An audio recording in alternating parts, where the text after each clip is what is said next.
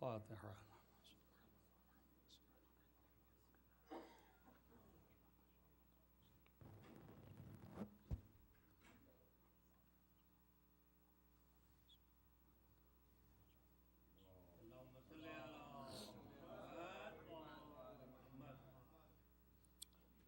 اعوذ باللہ السمیع العلیم من الشیطان اللعین الرجیم. بسم اللہ الرحمن الرحیم وبہ نستعین وهو المعین. الحمد للہ رب العالمین والعاقبۃ للمتقین والجنۃ للموحدین والنار للملحدین والمنکرین. الصلاة والسلام علی سید الانبیاء والمرسلین خاتم النبیین مولانا مولا الکونین جد الحسن والحسین ابی القاسم محمد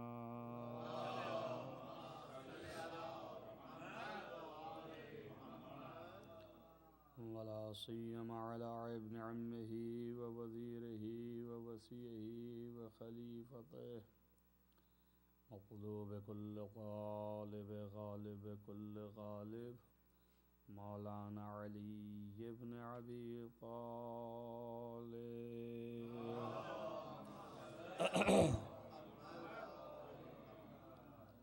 ولا سیما ابنة رسول اللہ فاطمة الزہراء سیدة النساء العالمین وآلہ الطیبین الطاہرین المعصومین المظلومین الذین اذهب اللہ عنہم الرجس وطہرہم تطہیرا.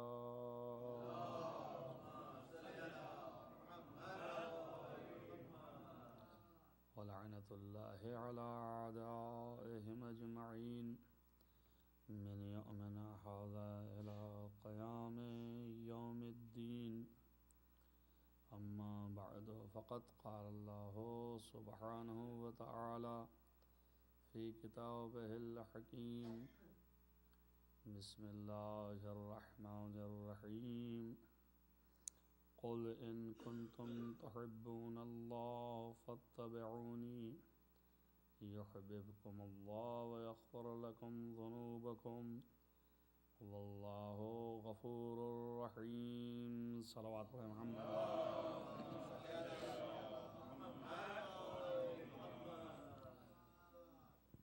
عزیزان گرامی مرتبت، یہ ارشاد رب العزت ہے،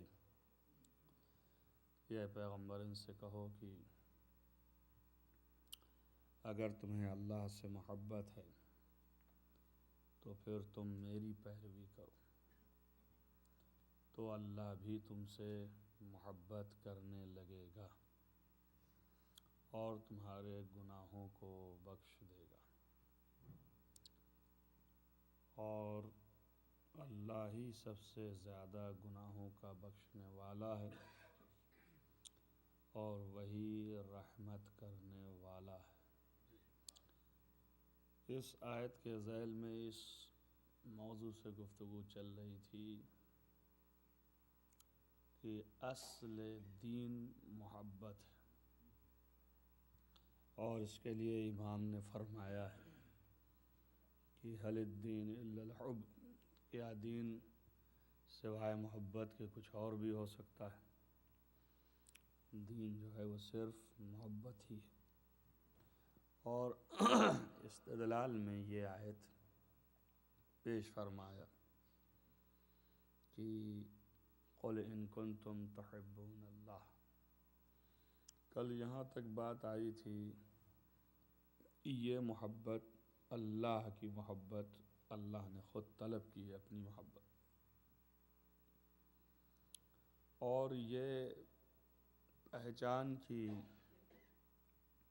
اللہ کی محبت آپ کے پاس ہے کہ نہیں ہے، اس کے لیے اللہ نے کہا رسول کی اطاعت اور اس کی اتباع و پیروی یہ معیار محبت خدا بند متعال ہے. میں نے سابق تمام مجلسوں میں اتنا اشارہ کیا ہے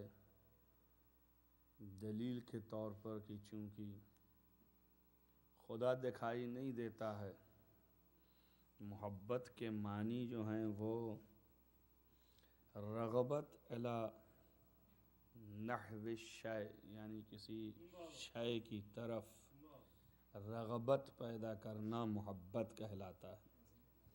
لفظ اس کے لیے وضع ہوا ہے، اور ظاہر ہے کہ آپ کو پتہ ہے کہ الفاظ جو ہیں وہ ہم اپنے دل کی بات کو ظاہر کرنے کے لیے وضع کیے گئے ہیں، وہ بنائے گئے ہیں، اور دل کی بات ظاہر کرنے کی ضرورت کیوں پڑی؟ اس لیے کہ اشیاء کو دیکھا، چیزوں کو دیکھا، ان سے جو مفاہیم ذہن میں آئے وہ ایک دوسرے کو بیان کرنے کے لیے ہمیں ضرورت پڑی۔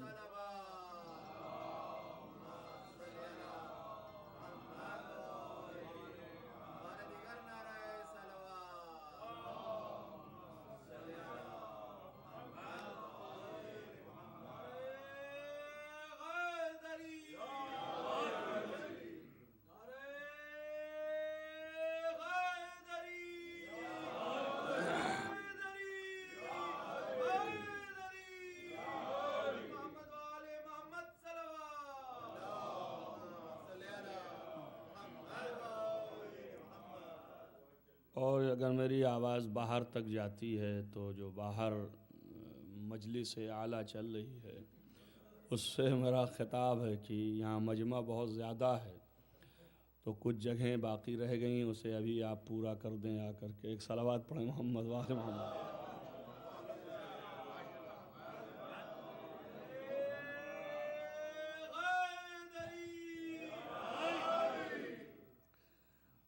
خوب یہاں تک بات میں لے آیا کہ اللہ چونکہ دکھائی نہیں دیتا، اور محبت کے معنی جو لفظ وضع کیے گئے ہیں ظاہری طور پر، اس کی دقت اور حقیقت لفظ جب وضع ہوتی ہے تو وہی مفاہیم کے ادا کے لیے ہے، اور مفاہیم جو ہیں وہ دنیا کے تمام چیزوں کو دیکھ کے، اسباب کو دیکھ کے یہ لفظ جو ہیں وجود میں آئے ہیں۔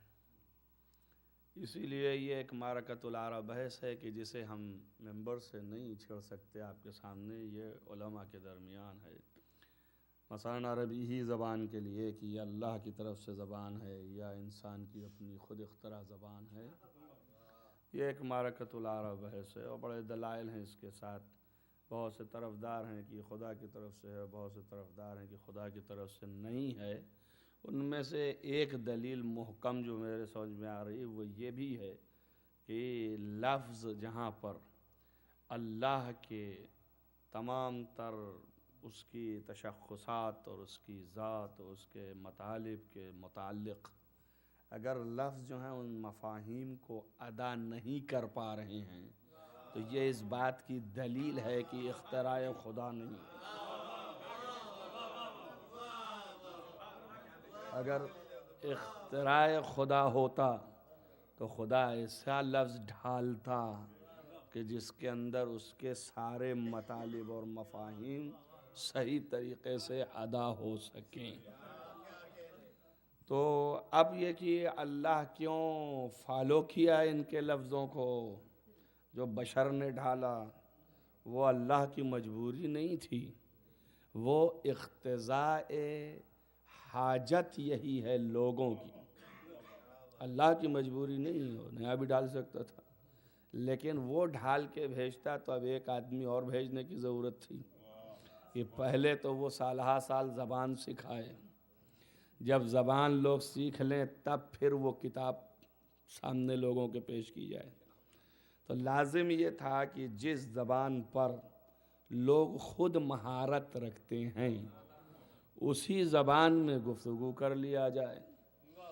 ایک عارف نے بڑی اچھی بات کہی اس سلسلے میں کہ الفاظ ظاہر جو دیتے ہیں وہ عامت الناس کے لیے ہیں، وہ ظاہر دیکھ کے، ظاہر الفاظ کا معنی سن کے وہاں تک درک پہنچتا ہے اور اسے کر لیتے ہیں، لیکن اس کا باطن جو ہے وہ خواص کے لیے، اس لیے کہ باطن تک وہ پہنچنے کی کوشش کرتے ہیں جو تدبر کرتے ہیں اس کے اندر.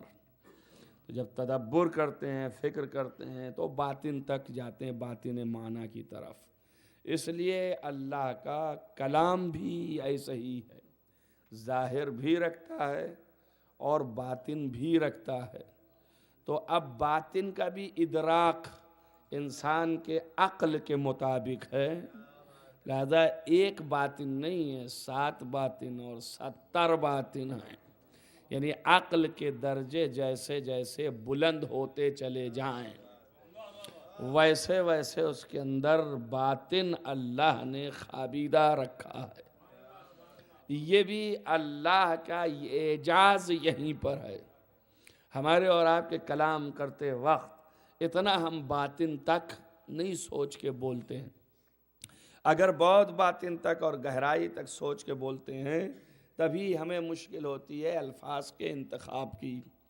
اب اس کے بعد بزرگوں کے یہ سوالات کی اور کم کر دیے اور نیچے کیجئے اور ختم کیجئے، تو پھر وہ باطن جو ہے چلا جاتا ہے، پھر ظاہری الفاظ رہ جاتے ہیں. کیوں؟ اس لیے کہ وہ ظاہر بیان کرنا ہے.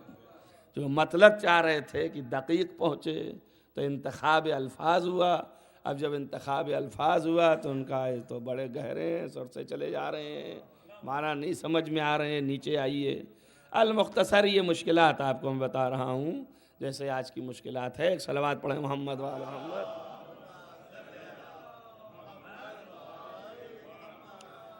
تو لفظ محبت بھی انہی میں سے ایک لفظ ہے. یہ لفظ جو ہے وہ اللہ نے استعمال فرمایا ہے، چونکہ کلام جو ہے وہ اللہ کا ہے. قرآن سارا کی سارا یہ کلام جو ہے رسول اللہ کا نہیں ہے. گرچہ رسول اللہ کا بھی ہوتا تب بھی اللہ ہی کا ہوتا، لیکن یہ جو ہے وہ ہے اللہ کا. یہ امانت رسالت ہے. ایسے ہوتا ہے نا، آپ دیکھیں ہمارے پاس امانت نہیں ہوتی، گرچہ مفہوم پہنچتا رہے بات بہتر ہے، اچھا ہے، صحیح ہے کہ باتیں پہنچتی رہیں لوگوں تک، تبلیغ ہوتی رہے، اصل ہدف تو یہ ہے. لیکن امانت بھی ضروری ہوتی. اگر کسی کی بات ہو تو یہ نہ کہے کہ یہ میری بات ہے، یہ امانت کے خلاف ہے. امانت یہ ہے کہ جس کی ہے اس کا نام لیں، کہ اس کے بھی بیچارے کی محنت شاید ممکن ہے کہ ذکر سے ثواب اس کو پہنچے، اس کی بھی محنت لوگوں کے سمجھ میں آئے، نظریات بھی سمجھ میں آئیں کہ کس کے نظریات ہیں. لیکن اگر آپ اپنا کہہ کے بول دیجئے تو آدمی دو حال میں ہو جاتا ہے، مشکوک ہو جاتا ہے. یار اتنے گہرے دکھ تو نہیں رہے ہیں، یہ کیا ان کے اتنے نظریات ہیں، وہاں مشکوک ہو گیا. اور اگر بقدر محال تھوڑا سا آیا بھی نزدیک تو پھر وہ اگر کہیں اور سن لیا تو کہا یار یہ تو کہہ رہے تھے میرا ہے اور وہ تو ان کا بھی ہے. تو اب یہ وہ مشکوک ہو جاتا ہے نظریہ. لہذا امانت کا تقاضا یہ تھا. دیکھیے اگر انسان سراسر سب ایسے ہی خائن ہوتے تو نہ ارسطو کا قول سمجھ میں آتا، نہ سقراط کا نظریہ سمجھ میں آتا، نہ ہی ہمیں جو ہے وہ افلاطون سمجھ میں آتے. اس لیے کہ سب یہ کہہ رہے ہوتے یہ میرا ہے، یا میں نے کہا ہے، یہ میں نے کہا ہے. تو بات بہت اچھی ہے. اب ایک لطیفہ کے طور پر ہے، ہمارے ایک بہت بڑے فلسفی گزرے ہیں، ان کا نام ہے ملا صدرہ، جو کہ بہت عظیم عارف تھے. ان کے استاد تھے، ان کا نام تھا محمد میر باقر داماد. تو پہلے کے علماء یہ کرتے تھے، زیادہ تر ممبروں پہ نہیں آتے تھے. ممبر کے لیے تو یہ الفاظ کی ضرورت ہے کہ ظاہر بظاہر پڑھتے رہیں، مومنین کو فائدہ پہنچے اور تبلیغ ہو. لیکن پہلے کے علماء کتابیں بھی لکھتے تھے تو ایسا لکھتے تھے کہ سب نہ پڑھ سکیں، اس لیے کہ سب پڑھیں گے تو وہی خطرہ ہے امانت میں خیانت کریں گے. لہذا جو بڑی محنت سے اس کو نکالے گا تو بار بار کتاب کو سامنے لائے گا، رکھے گا، بتائے گا لوگوں کو یہ کتاب ان کی ہے، تو وہ نظریہ محفوظ ہو جائے گا. اس لیے بڑی سخت کلامی سے گفتگو کرتے تھے. اس لیے سقراط کا سقراط ہی کا رہ گیا، کوئی ہمت نہ کر سکا کہ اپنا کہہ دیتا. سمجھ میں آیا نا؟ مشکل یہ تھی کہ ذہن اتنا اوتھل تھا کہ خود سمجھا ہی نہیں کیا کہا سقراط نے، وہ سمجھا ہی نہیں کیا کہا افلاطون نے، اس لیے وہیں چھوڑ دیا، کہا یہ انہی کا ہے، میرا نہیں ہے۔ تو اتنی آسانی سے گفتگو نہ کریے کہ دوسرا جو ہے آپ کو برا بھلا کہنے لگے اور یا اپنا لے۔ ملا صدرہ نے یہی کیا بیچارے نے اسفار لکھی، ان کے بہت سے لوگ کفر کا فتویٰ دے دیے غریب کو، ان کے استاد نے وہی بات لکھی تھی ان سے پہلے، صرف استاد کی بات کو لکھا انہوں نے۔ اس کے بعد خواب میں جب استاد کو دیکھا تو انہوں نے کہا کہ گلہ کیا بیچارے نے کہ آپ نے اتنی محنت کی، میں نے اتنے محنت سے یہ تعلیم حاصل کیا، اور اس کے بعد میں نے اس میں اور اضافہ کر کے جو پہنچانا چاہا تو ان لوگوں نے ہمارے خلاف یہ سب کر دیا۔ استاد نے مسکرا کے کہا کہ سب فن اگر بتا دے استاد تو پھر استاد ہی کیا ہے؟ ایک فن جو ہے کم سے کم رکھ لیا، ہم نے نہیں بتایا تھا تم کو کہ دیکھو ایسی زبان میں نہیں لکھا جاتا کہ جس میں ہر کس و ناکس پڑھنے لگے، جب سبھی پڑھنے لگیں گے تو یہی حال ہوگا۔ ہمارے جیسے لکھتے کہ آج تو پڑھانے والے بھی نہیں اس کتاب کو، پڑھنا تو درکنار ہے، لوگوں کو سمجھ ہی نہیں آتی کہ کیا لکھا ہے، کس زبان میں ہے، کیسا ہے، تو بس تعریف، ارے صاحب کیا کتاب ہے، اس سے زیادہ بول ہی نہیں سکتے۔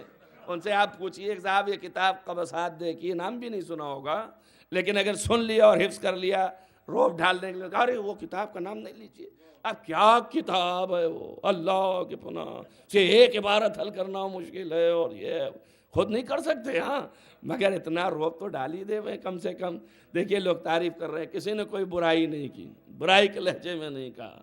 تو مختصر یہ ہے میرا کہنے کا کہ لفظ جو ہے وہ عامت الناس کے سامنے استعمال تو وہی کیا جو عوام جانتے تھے، اللہ نے وضع نہیں فرمایا، اس نے لفظ نہیں بنایا، نہیں ڈھالا کہ وہ لفظ اس نے ڈھال کے بھیجا ہو، لہٰذا آپ اس میں دقت اس طرح کی نہ کریں، مگر یہ کہ جتنا بشر کے قوت میں اور قدرت میں ہے اور استعمال میں ہے اس حساب سے سوچیں تو یہ لفظ جو ہے خود بخود بتاتا ہے کہ اس کے اندر بہت سے مفاہیم موجود ہیں جو وہاں تک جانا چاہیے۔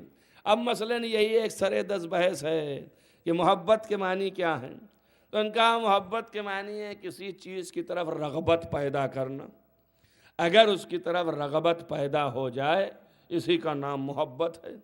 تو جب چیز ہو سامنے دیکھے انسان تو رغبت پیدا ہوتی ہے۔ اب وہ چیز کے اندر بھی یہ ہے کہ وہ چیز اگر کمال کی ہے، دل کو کھینچ رہی ہے، تبھی رغبت پیدا ہوتی ہے، اور اگر اس کے اندر قبح ہو، دل کو نہیں کھینچتا تو نفرت پیدا ہوتی ہے۔ یہ فطرت کا تقاضا بھی اللہ نے بنایا ہے، رغبت کا آنا یہ فطری ہے اور نفرت کا آنا یہ فطری ہے، مگر چیز جو ہے اس کا ظاہر باطن سب اگر سامنے ہے، اب اس کے اندر کمال ہے تو رغبت پیدا ہوگی، اور اگر اس کے اندر کمال نہیں ہے، برعکس قبح ہے، مثلا ایک حسین کو دیکھیے آپ، فوراً دیکھنے کا دل چاہنے لگتا ہے، آنکھ کھلی کی کھلی رہ جاتی ہے، جبکہ شریعت نے کہا ہے کہ ایک دفعہ سے زیادہ نہ دیکھنا، مگر پلٹ پلٹ کے دیکھتا ہے، کیوں؟ اس لیے کہ وہ حسینہ کا منظر حسین ہے اور رغبت پیدا ہو رہی ہے، مگر ایک قبیح المنظر بیچارہ آ جائے، کھٹ سے چہرہ پھر جاتا ہے، آپ کس نے روکا آپ کو؟ آپ دیکھیے، آنکھ کھول کے دیکھیے، جتنا چاہیے دیکھیے۔ اب یہاں وہ فتویٰ بتائیں گے، آپ کو معلوم نہیں آپ ادھر کیوں دیکھ رہے ہیں؟ اللہ اکبر! جو بہت سے بڑے مبلغ ہوتے ہیں، بڑا زور دیتے ہیں تبلیغ پر، ان کی پہچان یہیں پر ہے، پہچانیے گا ان کو۔ ہاں، جہاں حسین منظر ہوگا خود بھی اٹریک ہو جائیں گے، اور جہاں پر قبیح المنظر ہوگا تبلیغ شروع کر دیں گے، آپ ادھر کیوں دیکھ رہے ہیں؟ اب کیوں دیکھ رہے ہیں؟ کیا دیکھ رہے ہیں؟ وہ تو دیکھ رہا ہے، اس کی فطرت ہے، دیکھ رہا ہے۔ نہیں، آپ فوراً جو ہے تو وہ تبلیغ اس کی نہیں کر رہے ہیں کہ نہ دیکھیے، تبلیغ اس کی کر رہے ہیں کہ بھائی آپ نفرت کیوں نہیں پیدا کر رہے ہیں، آپ ادھر کیوں دیکھ رہے ہیں؟ بہر کہہ ایک صلوات پڑھیں محمد والے محمد۔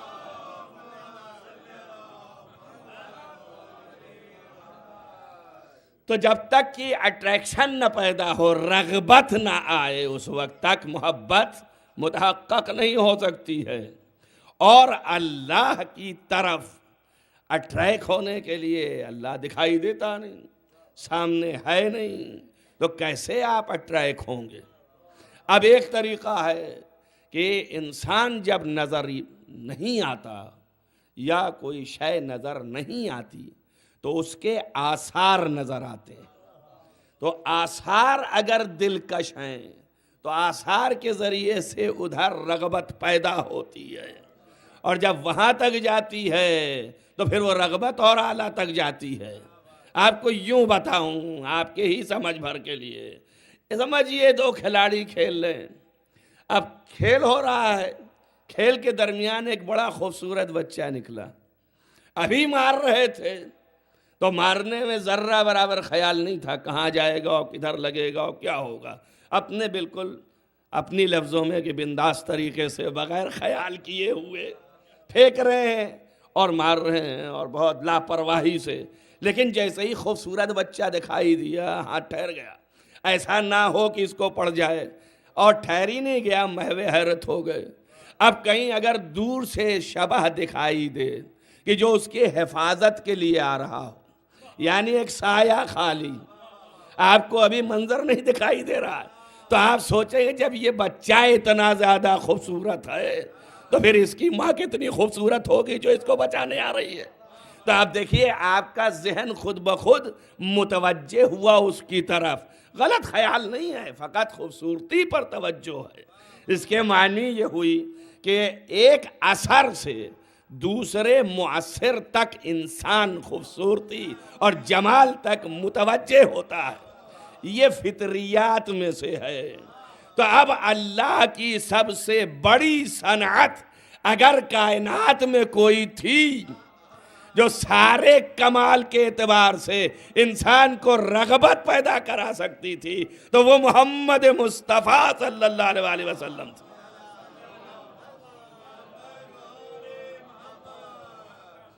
تو ان کی ذات تھی. جب ان کی ذات تھی تو کہا ان کی پیروی کرو.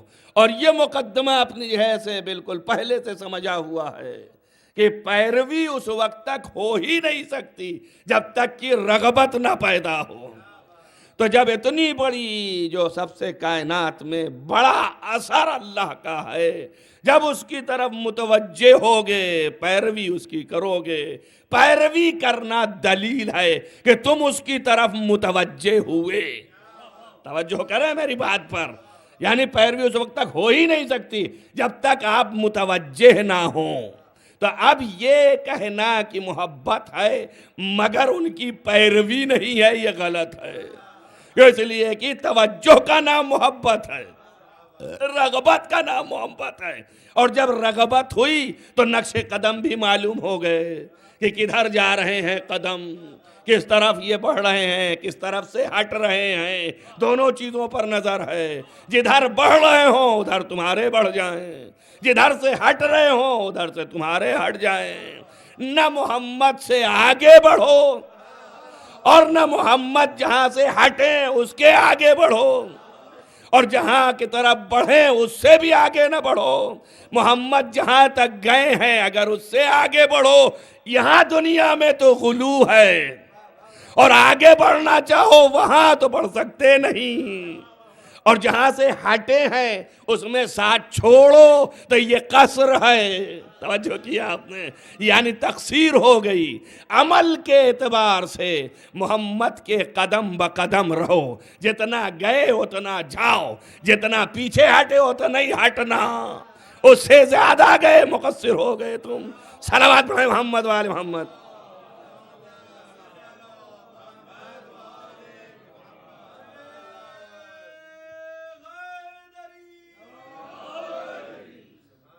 ایک تقریر میں بڑی اچھی بات کہی تھی آیت اللہ العظمیٰ خمینی نے کہ بہت سے مولائی، اگر کوئی شخص اپنے کو اتنا بڑا ولائی سمجھتا ہے کہ امیر المومنین سے بھی آگے، تو وہ جھوٹا ہے. اس لیے کہ امیر المومنین سے بڑھ کے ولایت پیدا کرنے والا دل میں تو کوئی نہیں ہے نا.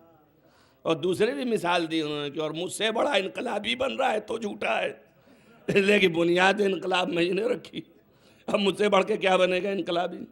تو مقصد یہ ہے کہ آپ دیکھیں کہ جو محدود پیمانہ رکھا وہ وہیں تک چلنے کا. میں اپنے سے نہیں کہہ رہا ہوں، خدا خود کہہ رہا ہے ما آتاکم الرسول فخذوہ ما نہاکم فانتہوہ.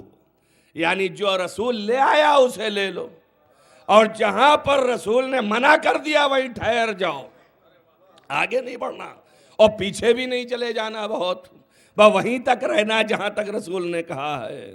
بہت آگے چلے گئے غالی ہو گئے، اور پیچھے چلے گئے خالی ہو گئے، ہر طریقے سے جو ہے تم خارج ہو گئے دین سے، نہ اس میں داخل رہے نہ اس میں داخل رہے۔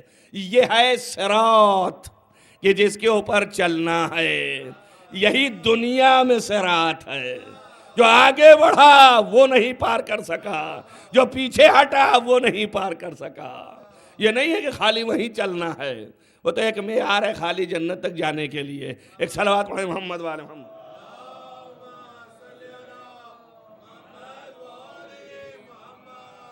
اب ایک اشکال و اعتراض یہ ہے کہ یہ بتائیے آپ کہ جناب محبت ایک ہی سے ہوتی ہے، یہ کیسے ہے؟ کیا یہ ممکن ہے یا ممکن نہیں ہے؟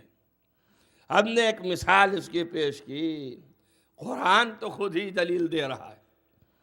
اگر محبت ایک ہی سے ہوتی ہے اور دو سے نہیں ہوتی، ثبوت دونوں کے میرے پاس ہے، ایک اس قول کی بھی تقویت میں ہے، ایک اس قول کی بھی تقویت میں ہے۔ اب مشکل یہ ہے کہ اسے حل کیا جائے۔ مثلاً یہ کہ آپ کو ثبوت بتاتا ہوں اس قول کی تقویت میں کہ محبت ایک سے نہیں سب سے ہو سکتی ہے۔ اگر یہ صحیح نہیں ہے تو پھر خدا نے کیوں کہا کہ یحببکم اللہ، اللہ تم سب سے محبت کرے گا؟ اس کے مطلب کیا؟ جب ایک ہی سے ہو سکتی تو ایک سے کرے گا، بقیہ تو ایسے ہی کہہ رہا ہے درحالے کی سب سے کرے گا، ایک ایک فرد فرد سے۔ اس کے معنی یہ ہے کہ محبت سب سے ہو سکتی ہے ایک وقت۔ یہ تو قرآنی ثبوت ہو گیا، اور دنیاوی بھی ثبوتیں ہیں، البتہ اس سے بحث نہیں ہے کہ کتنی کتنی ہے، اس سے بحث نہیں ہے لفظ محبت صادق ہے کہ نہیں ہے۔ پانچ درجہ ہے اور 4 درجہ ہے اور 3 درجہ اور 2 درجہ اور 50 درجہ اور 100 درجہ اور 80 درجہ اور 90 درجہ سے بحث نہیں ہے، محبت تو ہے نا۔ اور دنیاوی اعتبار سے ایک شخص اپنے ماں سے محبت کرے، اپنے باپ سے محبت کرے، اور اپنی زوجہ سے محبت کرے، اپنی اولاد سے محبت کرے، اولاد میں جتنی ہیں ان سے محبت کرے، فقط ایک مرحلے میں آ کے پھنس جاتا ہے، چھیڑنا نہیں چاہتا ہوں، سمجھے نا آپ؟ سب سے کیسے محبت کرے؟ اگر ایک سے زائد ہیں ازواج تو پھر ان سے سب سے محبت کیسے کرے جو کہ برابر کی ہو؟ اب یہ اللہ نے جو قرآن میں کہا ہے کہ مثنی ثلاثہ رباع فَإِن لَا تَعْدِلُوا فَوَاحِدًا، جب عدالت نہ کر سکو تو ایک کافی ہے۔ اب یہ عدالت کس میں؟ محبت میں نہ کر سکیں کہ دنیا کے دین میں نہ کر سکیں، کس چیز میں نہ کر سکیں؟ تو جہاں تک پہنچ سکتے ہیں وہاں تک تو بیان ہوتا ہے، اور جہاں نہیں پہنچ سکتے وہاں بیان نہیں ہوتا۔ اسی لیے ہم مذاق میں کبھی کہتے ہیں جب ہم سے کوئی پوچھتا ہے کہ بھائی ہم عدالت نہیں کر سکتے، عادل نہیں ہے، اس لیے ایک ہی پہ اکتفا ہے۔ عادل ہوتے تو 2 بھی ہو سکتی تھی، 3 بھی ہو سکتے تھے۔ صلوات پڑھیں محمد والے محمد۔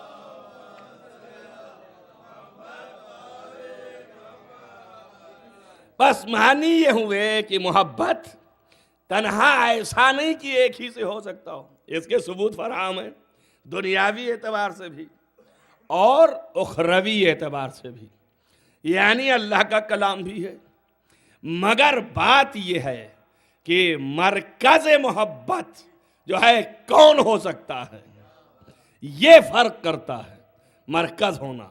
اب ادھر کا ثبوت لیجئے مرکزیت کی حیثیت سے تو مسئلہ حل ہوگا، یعنی میں نے پہلے بیان کر دیا آپ کو۔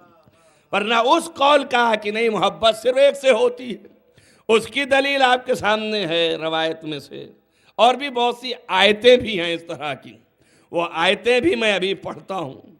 کہ آیت میں ہے مثلا حضرت ابراہیم علیہ السلام کو وہاں کہہ رہا ہے خدا کہ فَذَرْهُمْ، یعنی تمام دنیا کی چیزوں کو چھوڑ دے، ثُمَّ إِلَى اللَّهِ، تب اللہ کی طرف متوجہ ہو۔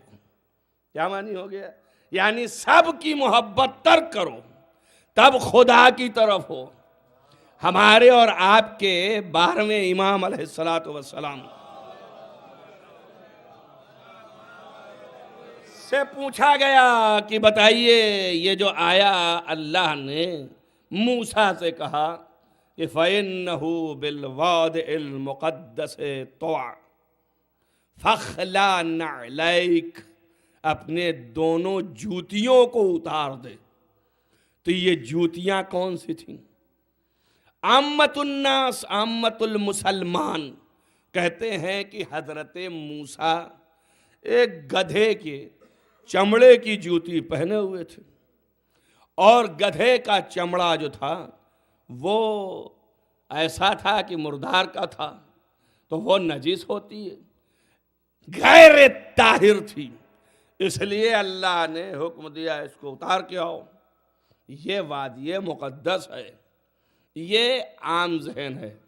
دیکھیے کتنا صحیح لفظ کا جو میں نے آپ کو بیان کیا ہے، دیکھیے یہاں ذہن اتنا ہی پہنچ رہا ہے، یہ جوتی اتارنے کی بات کی، جوتی میں چلا گیا خالص، دقت نہیں کیا۔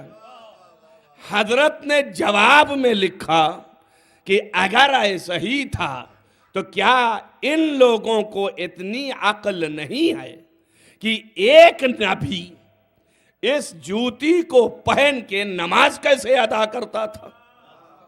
چونکہ اس سے پہلے والی آیت میں یہ ہے کہ حضرت موسیٰ اپنی عبادت کیا کرتے تھے تو اس کو پہن کر کے، تو کیا نجس چیز عبادت میں شامل ہو سکتی ہے؟ نہیں ہو سکتی نا، یہ آیت میں ہے، آپ جا کے پڑھیے گا۔ جب نہیں نجس میں ثابت ہو سکتی، شامل نہیں ہے، تو پھر یہ کون سی جوتی ہے؟ تو حضرت نے فرمایا دو جوتیاں تھیں جو دونوں پیر کا لگاؤ ہے، ایک دنیا کا مال ہے اور ایک ازواج ہیں۔ تو اللہ نے کہا جب ان دونوں سے محبت ترک کرو تب اس راہ میں آؤ۔ توجہ کیا آپ نے؟ ایک صلوات پڑھیں محمد وآل محمد۔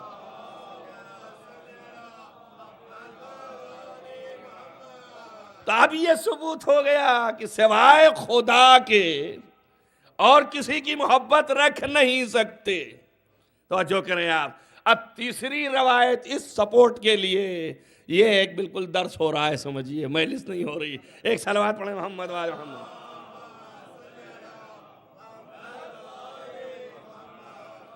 وہ یہ ہے کہ حضرت زینب سلام اللہ علیہا جن کا بھی مرثیہ ہو رہا تھا، اس لیے کہا کہ ابھی پیش کر رہے ہیں اس کو، میں وہاں پیش کرتا اگر مجلس ہوتی تو مصاحف سے نزدیک فضائل پڑھ کر کے، لیکن ابھی تو ثبوت میں لا رہا ہوں۔ ثبوت یہ ہے کہ حضرت زینب زانو پر بیٹھی حضرت علی علیہ السلام کے، اور فرمایا بابا آپ کو ہم سے محبت ہے؟ فرمایا بے شک۔ کہا بابا آپ کو بھیا سے محبت ہے؟ کہا بے شک۔ کہا آپ کو اماں سے محبت ہے؟ کہا بے شک۔ کہا آپ کو نانا سے محبت ہے؟ کہا بے شک۔ کہا بابا آپ کو اللہ سے محبت ہے؟ کہا بے شک۔ کہا تو ایک ہی دل میں اتنی محبتیں کیسے؟ یہ سوال کیا۔ ابھی مولا نے جواب نہیں دیا تھا، خود بی بی نے ہی سوال کیا، عقیلہ بنی ہاشم نے، اور اسی وقت فوراً جواب بھی دے دیا۔ کہا میں سمجھ گئی، اصل میں محبت اللہ سے ہے، وَلَنَا شَفَقَةٌ، ہمارے لیے شفقت ہے آپ کی۔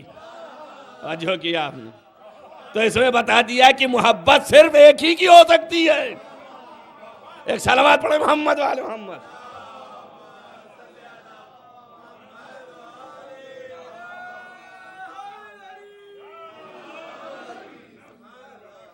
اب آپ بتائیے کہ کیسے حل کیا جائے۔ ادھر یہ ہے کہہ رہے ہیں ایک سے ہوگی بس، اور ادھر خود ہی آیت کہہ رہی یحببکم اللہ، تم سب سے میں کروں گا، اور کرتا ہی ہے۔ وہ یہ بھی کہہ رہا ہے بحیثیت مخلوق ہم نے ہر شے کو خلق کیا ہے، تمام انسانوں کو خلق کیا ہے۔ تو کافر ہے تو بھی اسی نے خلق کیا، مسلم ہے تب بھی اسی نے خلق کیا، منافق ہے تب بھی اسی نے خلق کیا، تین ہی ہے، چوتھا ہی نہیں، یا مشرک ہے چوتھا، تو چار اگر آپ بنائیں تو مشرک ہو گیا۔ تو مشرک میں ایک جو ہے کافر ہے، ایک مشرک ہے، ایک منافق ہے، اور ایک مومن ہے۔ چار ہی قسمیں ہوتی ہیں نا، کافر ہے، پھر سے کہہ رہا ہوں، اور مشرک ہے، اور منافق ہے، اور پھر مومن ہے نا۔ تو 4 ہی قسمیں بنی کل انسانیت کی. ایک صلوات پڑھے محمد والے محمد.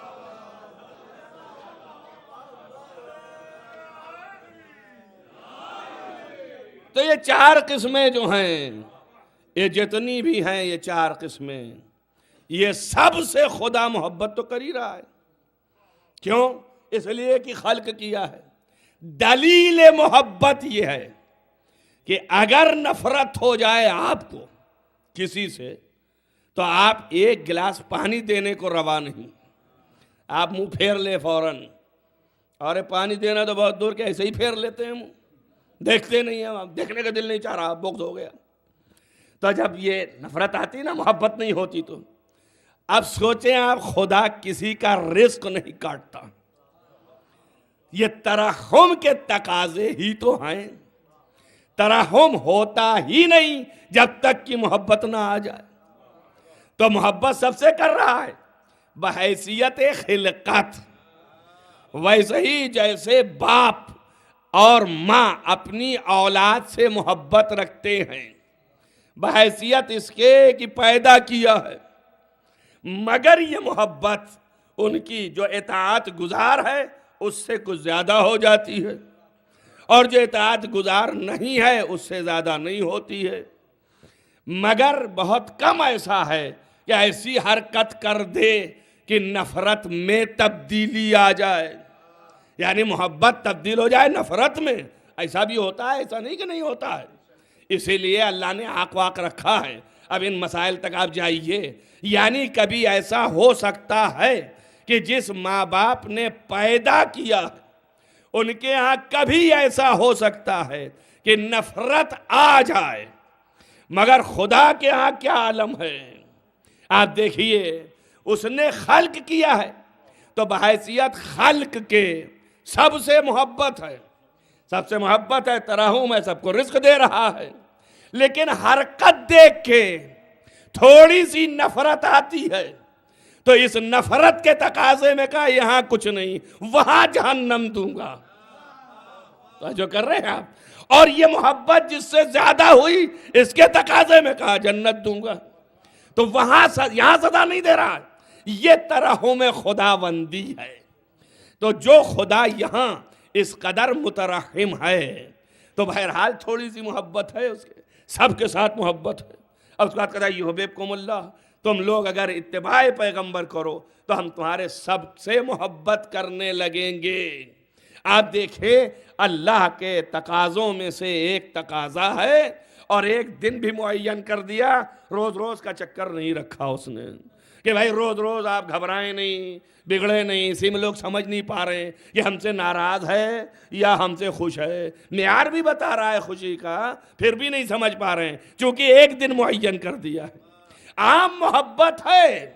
آپ دیکھیں اللہ کے اندر عام رحمت ہے نا، تبھی تو رزق بھی دے رہا ہے، مومن کو بھی، منافق کو بھی، مشرک کو بھی، کافر کو بھی. اب یہ گلے ہی لگانا ہوا کہ نہیں ہوا ہے نا؟ گلے لگائے ہوئے ہے. بھائی اگر نہ دیتا ہوتا تو ہم روز دیکھتے کہ بھائی کافر کو نہیں دیا، مشرک کو نہیں دیا، منافق نے گڑبڑ کیا اس کو نکال دیا. کچھ نہیں کیا اللہ نے، دیتا رہا، لگائے رہا. پر یہ اعلان کر دیا کہ کافر تم کو وہاں جانا ہے، مشرک تم کو وہاں جانا ہے، منافق تم کو وہاں جانا ہے، اور مومن تم کو یہاں جانا ہے.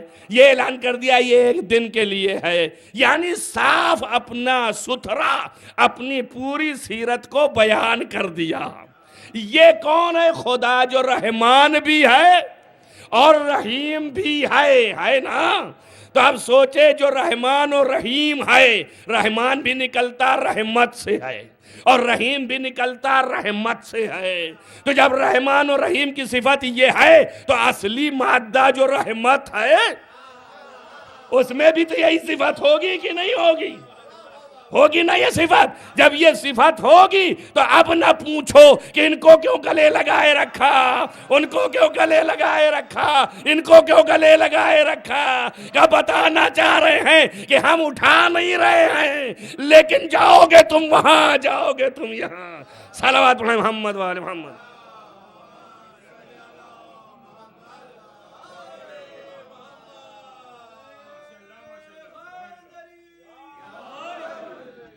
اور چونکہ ایصال ثواب کی مجلس ہے اس لیے جان بوجھ کے لے آیا ماں باپ تک، ماں باپ کے لیے جو باعث ترحم رہا ہمیشہ، اللہ نے خلق کیا تو ان کی فطرت میں تھا، اور انہوں نے ترحم کیا، ماں نے بھی باپ نے بھی، تو ان کی نسبت سے اولاد اس حد تک مفید ہے کہ اگر ان کے مرنے کے بعد اس نے ان کو یاد رکھا، روحیں آتی ہیں دیکھتی ہیں، روایات بھری پڑی ہیں اس سلسلے میں، اور روحیں بد دعا بھی کرتی ہیں اور دعا بھی کرتی ہیں۔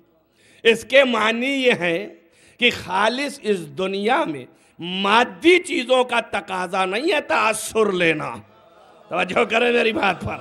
اگر مادی چیزوں کا تاثر لینا تقاضا ہوتا تو یہ روایات جو کہہ رہی ہیں کہ روحیں آتی ہیں اور دیکھتی ہیں کہ یہ اولاد ناکارہ نکل گئی تو بد دعا کر کے چلی جاتی ہیں، یا دیکھتی ہیں اپنے میں مست ہیں ہم کو پوچھ ہی نہیں رہے ہیں، اور جو دیکھتی ہیں کہ نہیں ہمیں پوچھ رہا ہے تو اس کے لیے اور دعا کرتی ہیں۔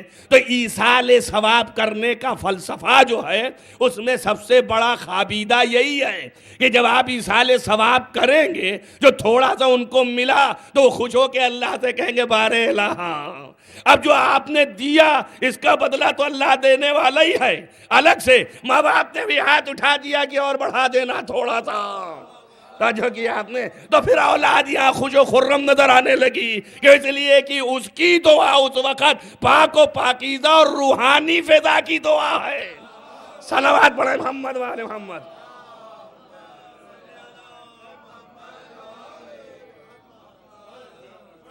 پاک و پاکیزہ اور روحانی ماحول میں، جہاں پر کوئی غرض نہیں، کوئی مقصد نہیں، اس وقت اللہ جو ہے رد دعا نہیں کرتا۔ شاید یہی وجہ ہے کہ کہا گیا ہے کہ جب دعا قبول نہ ہو رہی ہو آپ کی کہیں بھی، یہاں تک کہ آپ مکے گئے، پرنالے کے نیچے کھڑے ہوئے، کربلا گئے، آخری منظر جو ہے کربلا ہے، وہاں بھی رد ہو گئی، تو پھر امام صادق علیہ السلام نے فرمایا کہ اب بھی نامید نہ ہونا، ایک جگہ ہے، وہ جگہ وہ ہے کہ ماں اور باپ کے پائتی جا کے کھڑے ہو جاؤ اور پکارو یا اللہ ان کی روحوں کے واسطے سے، توجہ کریں آپ، ہماری اس دعا کو مستجاب کر دے۔ تو آپ دیکھیں امام صادق علیہ السلام نے فرمایا تو اللہ کہتا ہے کہ مجھے حیا آتی ہے کہ میں اسے رد کر دوں۔ کتنی بڑی منزلت دی ماں باپ کو۔ راوی نے پوچھا مولا اگر ماں باپ کی قبریں مٹ گئی ہوں تو کیا کریں؟ حضرت نے کہا پہنچو، جگہ اگر معلوم ہے تو نشان بنا کے پیچھے کھڑے ہو جاؤ، نشان بناؤ اور وہیں پائتی کے پاس کھڑے ہو جاؤ اور ہاتھ بلند کرو، یا اللہ میری دعا مستجاب کر۔ تو کیا ہوتا ہے جب آپ پکارتے ہیں کہ یا اللہ میری دعا مستجاب فرما ان کے واسطے سے، تو یہ پکارتے ہاتھ اٹھا کے بارے الہ یہ میری اولاد بڑی پریشان ہے، اس کا خیال رکھ لے۔ تو آپ دیکھیں عالم ارواح میں جب ایک مومن کی دعا خدا رد نہیں کرتا تو آپ سوچیں جو عالم ارواح میں اول سے آخر رہے ہوں ان کی دعا رد ہونے کا کیا تصور ہو سکتا ہے؟ جو نور و روح مجسم ہو، جب ماں کو واسطہ قرار دے دیا، اہل سنت بھی قائل ہیں اس کے، نبوی سے لے آتے ہیں کہ ماں کو واسطہ بنا کے دعا کرو۔ تب میں یہی پوچھتا ہوں جو مادی ماں باپ روحانیت میں تبدیل ہو گئے ان کے واسطے سے دعا مستجاب ہو جائے تو پھر یہ جو اصل روح اور نور تھے اگر ان کو ذریعہ بنایا ہے تو تمہیں پریشانی کیا ہے؟ صلوات پڑھیں محمد وآل محمد۔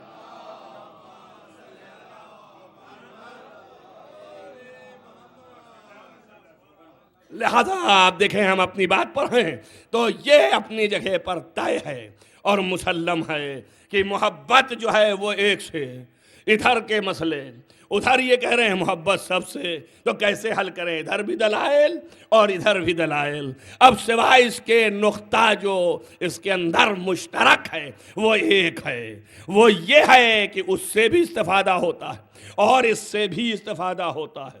وہ یہ ہے کہ مرکز محبت، مرکز توجہ، مرکز رغبت ایک ہو۔ توجہ کریں آپ، مرکز ایک ہو، باقی آثار اس کے سارے ہیں۔ تو جب مرکز سے محبت ہو جائے گی تو آثار سے خود بخود محبت ہو جائے گی۔ توجہ کیا آپ نے؟ اب مرکز ایک ہونا چاہیے، اسی لیے کہا الا ومن مات علی حب آل محمد مات شہیدا۔ محمد و آل محمد اگر مرکز محبت قرار پائے، توجہ کیا آپ نے، تو تمام آثار ان کے جو ہیں وہ آپ کے محبت میں خود بخود ڈھل گئے۔ اور اسی طریقے سے اگر میزان بڑھا دیا آپ نے، مرکز محبت خدا کو قرار دیا، تو سوائے محمد و آل محمد کے کسی اور کے پاس محبت جا ہی نہیں سکتی۔ کیوں نہیں جا سکتی ہے؟ وہ اس مرحلے تک لانا تھا، اس لیے کہ محبت کا نام ہے الرغبت الی نحو الشیء۔ جب تک کی چیز سامنے نہ ہو، رغبت پیدا نہ ہوگی، خدا سامنے آ نہیں سکتا۔ تو اب کوئی ایسا ہو کہ جس کی طرف رغبت پیدا ہو تو خدا کی طرف پیدا ہو رہی ہے، وہ محمد و آل محمد علیہ السلام ہے۔ صلوات پڑھیں محمد والے۔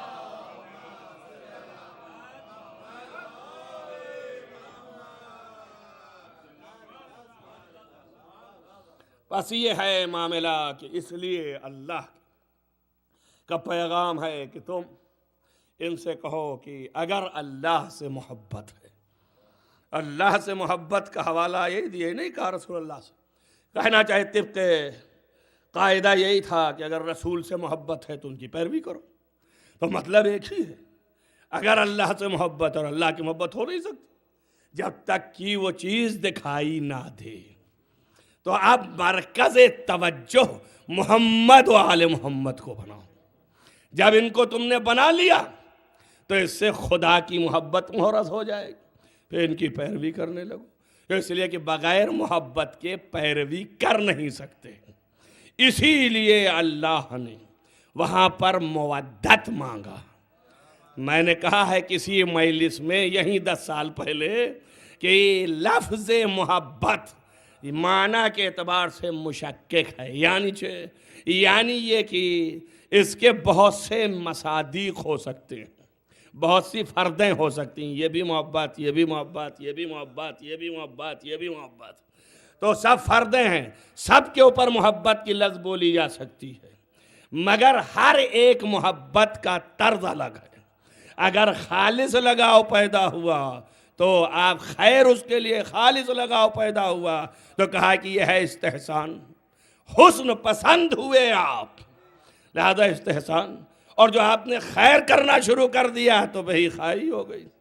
اور اگر آپ اور آگے بڑھے یہاں تک کہ صرف یہی نظر آنے لگا تو یہ خلت ہو گیا۔ اور آگے بڑھے آپ، بلکہ خلت سے بھی پہلے، اس سے پہلے عشق ہو گیا جب یہی آیا تھا۔ اور جب خلت کے درجے پر پہنچے تو پھر کوئی تصور نہیں آیا۔ عشق میں اور خلت میں فرق ہے۔ جو عرفاء کہتے ہیں عشق جو ہے اس میں پھر بھی جس آدمی سے یا جس چیز سے عشق کیا جاتا ہے، محبت کی جاتی ہے، اس کے ساتھ ہدف ہوتا ہے، مقصد ہوتا ہے۔ جہاں پر مقصد جو ہے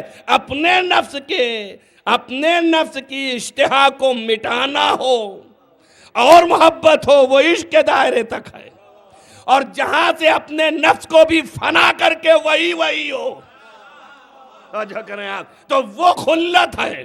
اور خلت کے بعد محبوبیت ہے، اور پھر اس کے بعد ولایت ہے۔ تو ولایت کتنے آخری درجے تک پہنچا؟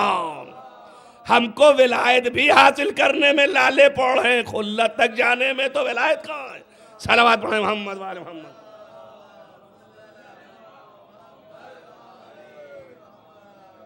اگر آپ کے دماغ میں یہ بیٹھ گیا کہ آپ دیکھیں کس کو عشق کہتے ہیں اور دیکھیں کسے خلت کہتے ہیں، اور پھر حب و ولایت. تو اب آپ کے یہ فقرہ سمجھ میں آ رہا ہوگا. ایسے نہیں سمجھ میں آتا فقرہ، ایسے تو پڑھ لیا تاریخ ہے، چلے گئے آگے بڑھ گئے.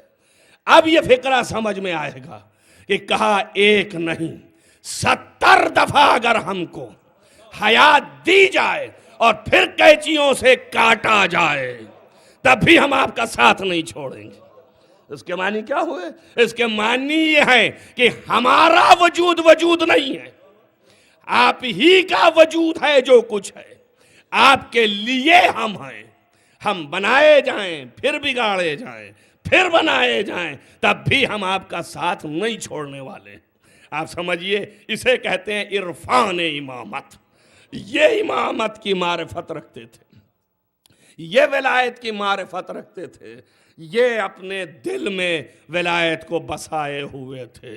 اسی لیے ایک یہ کہہ رہا تھا جو شب کے پردے میں یہ کہا کہ اگر ایک نہیں 70 دفعہ ہمیں قتل کیا جائے اور پھر زندہ کیا جائے اور پھر ہمیں قتل کیا جائے اور قینچیوں سے بوٹی بوٹی کر دیا جائے. عزیزو قینچی اس لیے کہا ہے کہ سب سے درد ترین چیز یہ ہے. آپ قطع کریں، آپ کاٹیں، قینچی کی کاٹ لگتی بہت ہے. آپ بوٹی بوٹی کر دیں ہم کو اور اس کے بعد پھر زندہ کریں تب بھی ہم آپ کا ساتھ نہیں چھوڑنے والے ہیں. آپ دیکھیں یہ فقرہ جو کہا تو اس کو کہاں ادا کیا؟ جب سینے پر تیر مسلسل برداشت کرتے رہے، روکتے رہے، اور جب حسین کی نماز تمام ہوئی تو ایک مرتبہ پلٹے. زمین پہ گرنے کے بعد امام نے سر اٹھایا تو کچھ اور نہیں پوچھا، خالی اتنا پوچھا قد وفیتو، کیا میں نے وفا کر دیا کہ نہیں کیا؟ اللہ اکبر. یہ ضمانت لے رہے ہیں، حسین سے عہد لے رہے ہیں کہ میں نے وفا کیا کہ نہیں. اگر وفا کیا ہے تو وعدہ کرو اب کہ ہم نے وفا کیا ہے. عزیزو سوچو، اسے کہتے ہیں معرفت امامت. یہ اصحاب اپنے عہد کا وفا حسین سے لے رہے تھے. یہ قد وفائی تو، اور حسین جب سر سجدے میں دیے تھے اور ظالم نے خنجر چلایا تو آواز دی الہی یا مستغیث المستغیثین بار الہا انی قد وفیت بعہدک اوفے بعہدک. اب تو بھی جو عہد کیا اسے پورا کر. جزاکم ربکم خیر الجزا. عزیزو اس کا نام ہے محبت، اس کا نام ہے ولایت. وہ عشق آل محمد میں ایسے گئے اور عشق خدا میں ایسے گئے کیونکہ خدا تک عشق ان کا سمبل تھا. اور ان کا خدا کیوں؟ اس لیے کہ خدا کی تمام تر توانائیوں کا مشاہدہ بلکہ مظہر قدرت الہی یہ تھے. لہذا یہ خدا کی توانائیوں کا مشاہدہ کیے تھے، ان کا واسطہ کوئی نہیں تھا. خدا سے محبت کے لیے وہ عشق الہی میں مبتلا تھے. لہذا خدا کے لیے نہ عباس کو عباس سمجھا، نہ علی اکبر کو علی اکبر سمجھا، نہ قاسم کو قاسم سمجھا. خدا کی راہ میں عزیزو کل اس مقصد کو بیان کروں گا کہ اصل مقصد حسین کیا تھا جو لوگ عامت الناس سمجھتے ہیں وہ نہیں ہے. حسین کتنے بڑے مقصد پر فائز ہے کہ عباس جیسے جری کو نثار کر دیا، علی اکبر جیسے جوان کو نثار کر دیا، قاسم جیسے جوان کے لاشیں پامال ہو گئے. عزیزو صرف اس کو دیکھ لیا آنکھوں سے. اب آپ سوچئے کہ حسین علی مقام کا کیا عالم رہا ہوگا. اور اس حالت میں یہ خود بھی پیاسے رہے اور یہ سب پیاسے رہے، ایک ایک پیاسا رہا، یہاں تک کہ پیاس کا یہ عالم ہے کہ چھوٹا 6 مہینے کھا لیے تو زبانیں خشک ہو گئی ہیں اور وہ اپنی زبانیں پھیر رہا ہے. مگر یہاں تک لکھا ہے تاریخ نے کہ وہ ظالم جو شقیق القلب تھے، جب علی اصغر نے زبانیں پھیری تھی تو وہ بھی رخ موڑ کے رونے لگے تھے. اور ان کو بھی یہ رحم آ گیا کہ یہ چھوٹا بچہ اس قدر پیاس میں مبتلا ہے. اب میں آپ سے پوچھتا ہوں، اگر کوئی روایت ایسی مل جائے کہ حسین خیمے سے نکل کے نہر فرات تک نزدیک پہنچ گئے، اب کوئی یہ کہے پانی پینا چاہ رہے ہیں، تو میں پوچھتا ہوں کیا حسین کی غیرت یہ گوارا کرے گی؟ کیا حسین کی غیرت گوارا کرے کہ جوان بھائی پیاسا دنیا سے چلا گیا، جوان بیٹا پیاسا دنیا سے چلا گیا، بھتیجا پامال ہو گیا، ارے حد 6 مہینے کا بچہ ہاتھوں پہ شہید ہو گیا، کیا وہ حسین ایک قطرہ پانی اپنے دہان میں رکھ سکتا ہے؟ جزاکم ربکم خیر الجزا، نہیں عزیزو، نہیں رکھ سکتا۔ اسی لیے روایات کہتی ہیں کہ جب امام علی مقام بعد شہادت حوض کوثر پر تھے تو رسول نے کاسہ کوثر بھرا اور کہا حسین لو، منہ پھیر دیا، کہا اے حسین میں تیرا نانا ہوں، تم بہت پیاسے ہو، صبح سے لو، ارے منہ پھیرے رہے۔ جب تیسری دفعہ کہا تو سر اٹھایا، کہا نانا میں کیسے پی لوں، ارے نیچے نگاہ کیجئے، زینب پیاسی ہے، رباب پیاسی ہے، سکینہ بھی پیاسی بیٹھی۔ جزاکم ربکم خیر الجزا۔ عزیزو دیکھیے جو حسین عرش پر، یہ شفقت پدری نہیں ہے تنہا، یہ فرائض ولایت و امامت بھی ہے۔ حسین کیسے پانی پیے؟ عزیزو سوچو کہ جب سر شہداء کے ساتھ تھے اور جب حسین کا سر ساتھ رہا اور بی بی سکینہ دیکھتی تھی اور جب پیاسی ہوتی تھی اور کہتی تھی الحتش الحتش اور ظالم تازیانے مارتے تھے تو حسین آنکھوں سے دیکھ رہے تھے نا، ارے کیا گزرتی رہی ہوگی میرے مولا پر۔ نظر روایتیں ہیں کہ جب سکینہ کے تماچے لگے تو حسین کے آنکھوں سے آنسو گرے، زینب دیکھے پکارے یا اخی، اے میرے بھائی بہن بڑی مجبور ہے۔ جزاکم ربکم خیر الجزا۔ عزیزان گرامی، آپ اندازہ کریں کہ کس طریقے سے یہ اہل حرم قید خانے تک پہنچائے گئے، کربلا سے کوفہ، کوفے سے شام اور شام سے قید خانے تک۔ عزیزو بھوک و پیاس، الاتش الاتش، مگر یہ تاریخ بتاتی ہے کہ کہیں بھی اہل حرم نے نہ زمانہ امام حسین میں اور نہ ہی زمانہ بعد امام حسین جتنا پیاسے تھے اتنا ہی بھوکے تھے، لیکن کسی تاریخ میں یہ نہیں ہے کہ اہل حرم نے دانا بھی مانگا ہو، یہ بھی کہا ہو کہ ہم بھوکے ہیں۔ روایتوں میں یہ نہیں ملا، یہ ضرور ملا کہ بھوکے پیاسے قتل ہوئے، لیکن سوال آب کیا مگر سوال دانا نہیں کیا۔ کیوں؟ اس لیے کہ نفس سے گری ہوئی بات ہے کھانا کا مانگنا، لیکن پانی کا مانگنا نفس سے گری بات نہیں ہے۔ اور عزیزو یہ پانی اگر ان کا ہوتا تو حسین نہ مانگتے، یہ تو خدا کا عطا کیا ہوا پانی۔ اللہ اکبر، نفس سے گری بات نہیں تھی، اس لیے حسین نے پانی مانگ لیا۔ اور عزیزو یہ کیفیت وہیں پر کہا ہے کہ شیعتی، اے میرے شیعو، اگر تم ہوتے تو دیکھتے کہ تمہارا امام کیسے پانی مانگ رہا تھا بچے کے۔ اللہ اکبر، اللہ اکبر۔ عجیب جواب ہے اور عجیب ذہن امامت ہے کہ ایسے حالت میں جہاں بچے کی شہادت ہو گئی ہے اور پانی مانگا ہے، وہاں گریہ کر رہے ہیں، مرثیہ پڑھ رہے ہیں۔ اب جس میں ذہن انسان کا کام نہ کرے اور اس کی عاطفیت کیفیت ختم ہو جائے، اولاد وہ بھی 6 مہینے کا بچہ، مگر اس میں بھی ایک دندہ شکن جواب آنے والے سوالات کے دے رہے ہیں۔ کل کے دنیا کہے گی کہ شیعوں نے حسین کو قتل کیا تھا، تو جواب دے رہے شیعتی، اے میرے شیعوں، اس کے معنی کربلا میں حسین کے قاتلین جو ہیں شیعہ نہ تھے، اس لیے کہ شیعہ جو تھے پہلے وہ شہید ہو چکے، اب کوئی نہ تھا، حسین تنہا تھے، تو کہا یا شیعہ نہیں ہے ایک بھی، یہ دشمنان آل محمد ہیں۔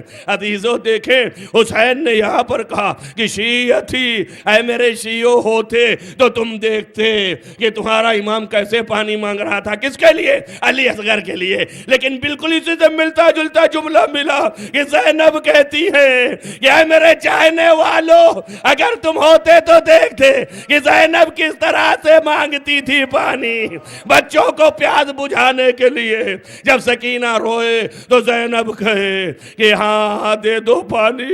حتیٰ قاتل تک سے مانگا ہے کہ قاتل حسین ہے مگر دے دے اگر ہو سکے تھوڑا پانی. لیکن ظالم نے پانی نہیں دیا. عزیز و پیاسی بچی یہاں سے قید خانے تک، قید خانے میں بھی تڑپ کے چلی گئی. جانوروں میں اتنا احساس تھا. میں ختم کرتا ہوں، 1-2 منٹ پڑھتا ہوں اور بس ختم کرتا ہوں.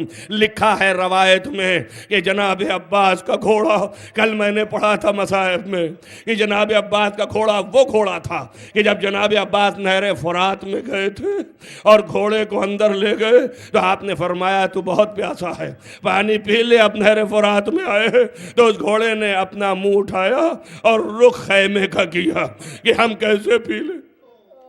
اہل حرم پیاسے ہیں تو ہم کیسے پانی پی لیں. یہ گھوڑا روایت کے فقرے ہیں کہ یہ گھوڑا جب شہادت ہو گئی اور اس قبضہ یزید میں آیا تو شام بھیجا گیا اور شام کے استبل میں رکھا گیا. ایک دن قید خانے اہل حرم کے نزدیک سے لے کے سائز جا رہا تھا. زینب در پر کھڑی تھی اور سکینہ دروازے پر تھی. سکینہ بہت رو رہی تھی، کہہ رہی تھی پھوپھی اماں بہت دم گھٹ رہا ہے. تو بڑے منت و سماجت کے بعد در قفل کھولا گیا اور اس کے بعد دروغہ زندہ دور پر تھا. زینب بھی کھڑی تھی کہ بیٹی کہیں آگے نہ نکل سکو اور دم در سکینہ کھڑی تھی. وہ گھوڑا گزار رہا تھا صاحب. ایک مرتبہ دیکھا سکینہ نے کہ یہ میرے چچا کا گھوڑا ہے. دور سے دیکھ کے پکارا ہے مرتجا اور یہ کہہ کے اپنے چچا کو یاد کیا. گھوڑے نے مڑ کے دیکھا، سائز نے بہت چاہ آگے لے جائے نہیں گیا، پھر کھینچ کے لے آیا در پر. جب قریب آیا سکینہ باہیں ڈال دی، اپنے سر کو جھکا دیا، قدم سکینہ پہ رکھ دیا. سکینہ رونے لگی، اے مرتجل میرے چچا کو کہاں چھوڑا؟ ارے میرا چچا جب سے گیا ابھی تک نہ دیکھا. ایسے بہن کی یہ دل خراش کہ اس گھوڑے کے اوپر اثر ہوا عزیزو، ہٹ نہیں رہا تھا. ظالم نے سکینہ کو اندر کیا اور پھر قفل میں بند کر دیا. بہت دیر تک یہ جانور کھڑا رہا، آنکھوں سے زار و قطار آنسو رہے. روایت کے فقرے ہیں کہ کھینچ کے سائز لے گیا استبل میں تو 2 دن یا 3 دن تڑپا. اس کے بعد یہ گھوڑا دنیا سے چلا گیا. اللہ، ایک جانور سکینہ کے بہن کو برداشت نہ کر سکا. اب سوچو زینب نے کیسے برداشت کیا.